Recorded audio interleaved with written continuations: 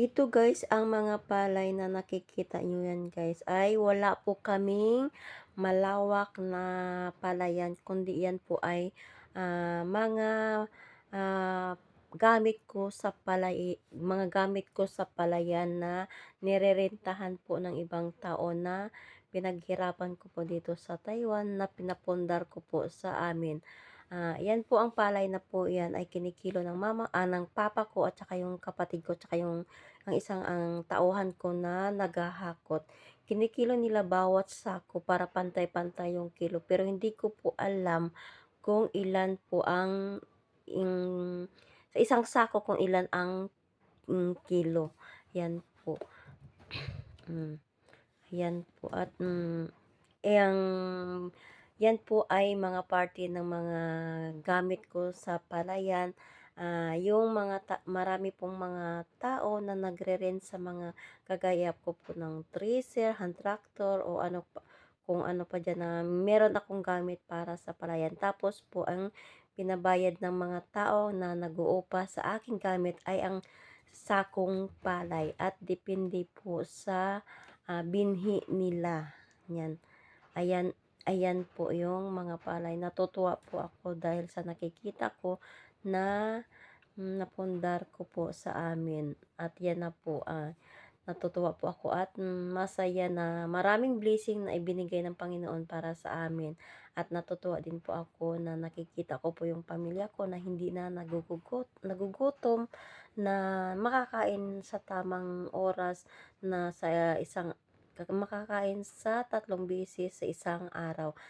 Bali yung mga gamit ko po sa palayan ay mga siguro po magti-10 years na po, at ganon din po yung kinikita din po ng aking mga gamit sa palayan. Bali yan, nakakatuwa lang po. At meron pa rin po ako ng ibang mga gamit andun po sa tsuhin ko na magiging siya naman ang magpamahala na paggamit, at meron din po ang mag-uupa doon ng mga tao para sa mga gamit ko. Meron din po akong mga tauhan na bilang meron po akong 6 na tauhan na doon nag-ooperate sa aking mga gamit, yan. Pero malaki din po yung gastos pag yung kagaya ng krudo, gasolina, mga mahal din po yung mga bilihin.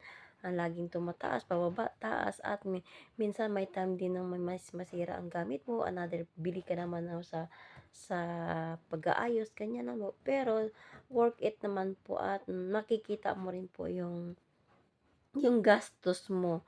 Ayan po, natutuwa lang po ako sa mga gamit ko na naipundar ko po para sa pamilya ko po, at hindi ko po pinagsisihan na yan po yung naisip ko na ipundar, na kinikita ko po dito sa Taiwan na bilang nagtatrabaho bilang isang caregiver. Ayan po yung mga palay, 'di ba? Ang sabi ko, once na mag-feel good po ako sa Pilipinas, ay gusto ko po rin magninegosyo ng bigas. Yan po. Continue lang. Yan, 'di ba?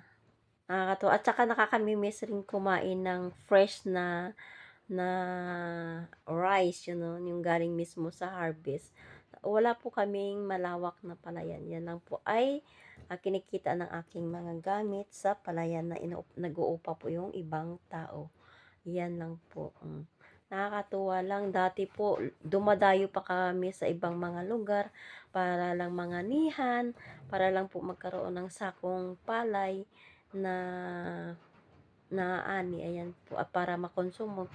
Ayan na po lahat yung palay. Yung kahit simpleng bahay lang po, pero maraming blessing. Hindi lang po yan ang napupunta ko. Meron din po ako nabili na 300 square meter. May nursing po na pinapaaral. At may nakapatayo na rin ng bahay. At marami na rin po ako napupunta. Kung hindi lang po ganyan ang napupunta ko. Maraming lupa, bahay, kagaya sa mga motor na ilang yan. Marami na po. Hindi ko na po masabi-sabi ang napupunta ko dito sa pagtatrabaho ko bilang OFW dito sa Taiwan. Priority ko na yung anak ko. Thank you po.